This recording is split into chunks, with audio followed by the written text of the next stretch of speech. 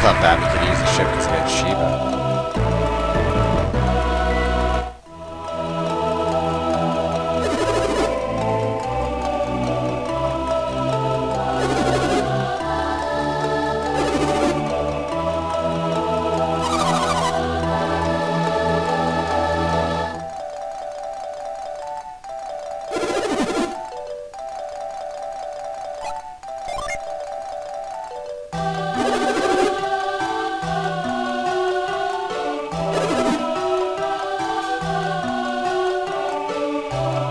Yeah, Gary, you dumbass.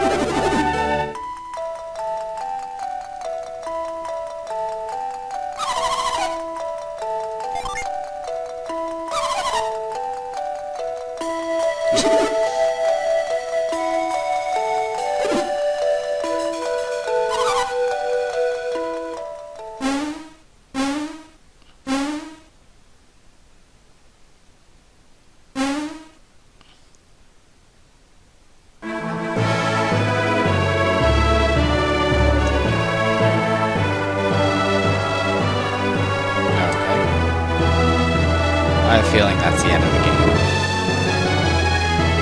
But at least you got a cool ship out of it.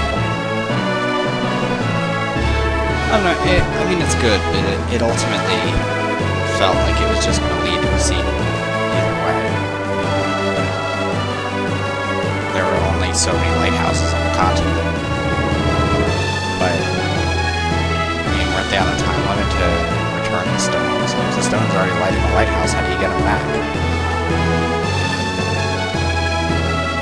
I mean, overall, it's pretty decent. I think they were in a little over their head in terms of what they were doing. And this game had so much unresolved stuff. And kind of, I don't know, it branched too far away from the main arcing story. Like, quests that were meant as like little town quests were too long compared. Like, it'd be different if it like helped you in the long run for all your quests, but it really didn't. Like, and the monster design was pretty lacking, because I just saw that guy go by. You know, palette swaps are kind of annoying after a little while, and like, I think it would have been better if they just made new types of monsters instead of recycling all of the same ones. And I don't know. It just felt like every town had to have their own little quest. And enough of the desert places. There were too many desert places. One desert is fine, you know, but two, kind of annoying. And like, I felt like they had all these abilities, but so few of them were actually useful. Like, like the drench one really wasn't all that helpful. It was just kind of there. You use it maybe, what, like 8, 9 times in the entire game. I mean, grow was a more important ability. It would have been nice to get something that gives me grow. You know, or it's like a natural Venus ability or whatever. But like, I don't know, there's a lot of other things missing that could have been added to make it at least a little bit deeper. Like, I understand the summons and stuff, but like, I don't know, first of all, thinking about what element is what, if fire and earth are connected, and then water burns fire, and then wind, I guess, burns earth, which is just kind of weird. Like, instead of making it like a nice loop, they made it like 2 sides, and that's a little weird. I mean, reveal was probably the best of ones, and that was useful throughout, from the time you got it all the way to the end of the game, which is nice. But other than that, going around and getting all the other stuff, like getting all the gins and stuff, was kind of ridiculous. All it did was give you like a stat boost.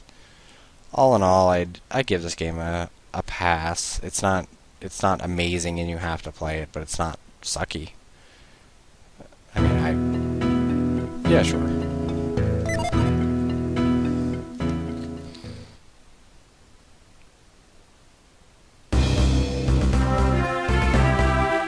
there's more.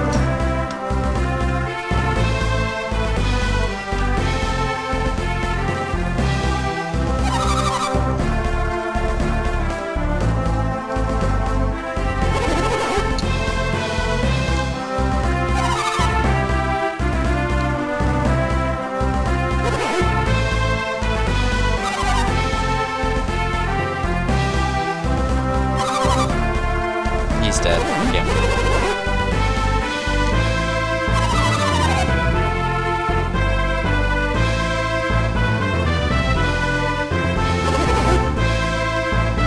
Maybe she needs some food.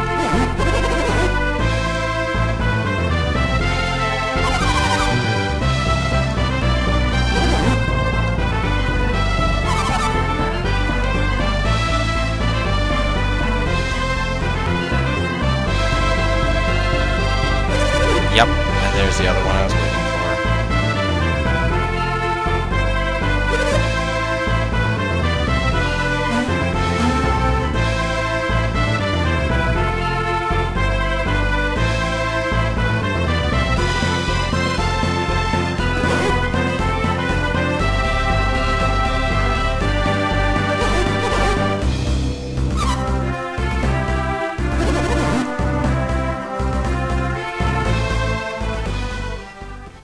Yeah.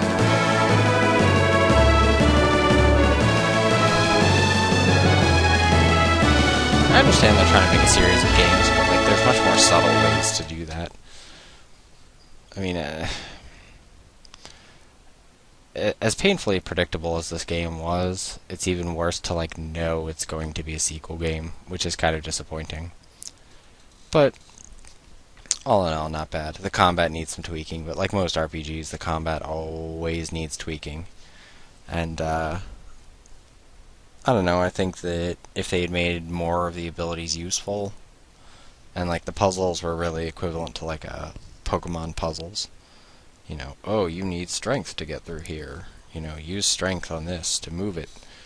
And I don't know, they should have shortened some of the abilities. Like, douse would replace growth, so that way you could just douse a plant and it would start growing because it would be like magical fairy water or something. I don't know. But other than that, I mean, it was worth a playthrough, but I probably wouldn't play this again.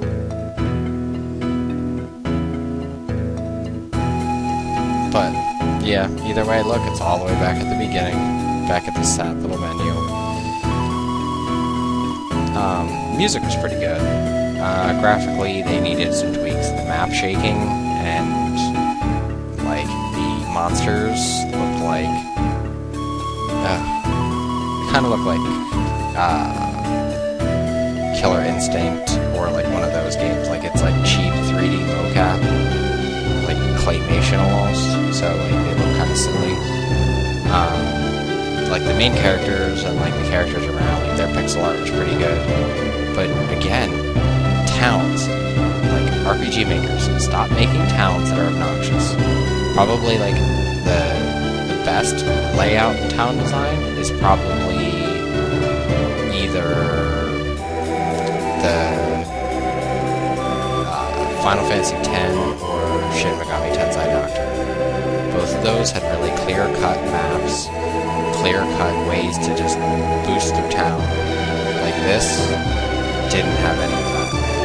And also, apparently, there's an item that you have to search for on the map, the turtle boots. Yeah, apparently it's the only item you can find on the map, and it's off of this one little island. You can search like one specific area, and you get it. And they're apparently not even really that great. So, yeah. And like, gambling games in games are nice, but they're never like a great appeal. I never play them for more than like 2 minutes. Like, yeah, in Lunar I played the card game, but that's because I wanted more freaking silvers. But this game had like no want. Money became basically useless once you get to a certain point because you have so much of it. And it's not like you really like need to buy anything. Like you need to buy new items and yeah, at one point I was struggling a little bit, but that was it. Like, you know, there wasn't any, like, you go to some place and they have, like, super awesome artifact weapons or anything. Like, I mean, the Gaia Blade I got in the Venus Lighthouse is apparently one of the best weapons in the entire game. So, yeah. And, the minor ups of things wasn't really worth, like, the benefits of weapons that had added effects. So, it just became kind of pointless after a while. The combat, too, the other thing I didn't like is the fact that it was really boring. Like, you didn't need to use, like, specific magic on specific monsters. Like, oh no, they're fire enemies, you can't use fire magic. Like, fire magic heals them, or at least something like that, but they didn't even go there. So, like, up until, like, the freaking, whatever it was, the Manticore, or Shimmer, in the wall in the desert, and then the tornado guy that apparently is optional, the pink tornado, and then the last boss. Other than that, I mean, pretty much everything else was pretty much a cake. You could have just attacked through the entire boss battle and just heal as necessary, and you probably could have won. I wish they had opened that up. Now, I understand that this RPG is probably more like an introductory for, like, someone who's never played an RPG before, or for, like, a younger kid. I understand that. The other thing that really pissed me off about this game, well, I won't say the other thing that really pissed me off, but the thing that pissed me off about RPGs like this is the lack of direction. Like, how would you know to get on the ship, to go into the town, and go into the corner of the inn, and talk to that guy once, and then walk outside and walk to the gate? Like, I don't talk to everybody in every town. Most people don't. Like, we don't care to listen to that. Like, most of the people say pretty much the same thing. Unless you point it out, or, like, as you're leaving, you're like, oh, maybe we should stay at the inn. And then you go to the inn, you know, where, like, some character gives you a hint or something. But, like, this game kind of like, screw it. We'll just let them do whatever they want to do. They'll figure it out eventually. Or, like, this is the only way we can get people to buy strategy guides. Which GameFAQs has pretty much put the business of strategy guides in the toilet, in my opinion.